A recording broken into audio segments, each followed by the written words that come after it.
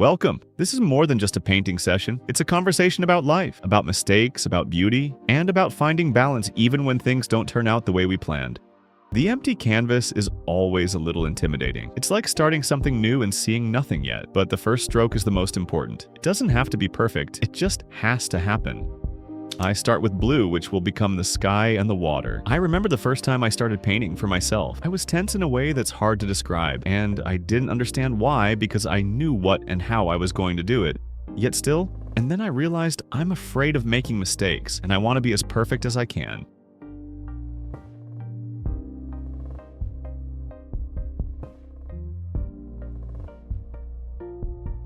As the blues merge, the horizon begins to form on its own. Life is like that too. You don't know the final shape in advance, you just keep going, and eventually it all comes together. Often, chance leads us to the most beautiful places. I want to be perfect for myself, my family, and the Lord. This is hard and painful, and I don't really know who to tell. That's why I started painting. It's okay to release physical tension through a good workout, but what about the mental stress? That's why I chose this artistic hobby. Now come the clouds, freehand, without any rules. No two clouds are the same, and that's what makes them beautiful. Mistakes work the same way. What seems wrong at first gives the whole piece its character. The unpredictable often brings life to the scene.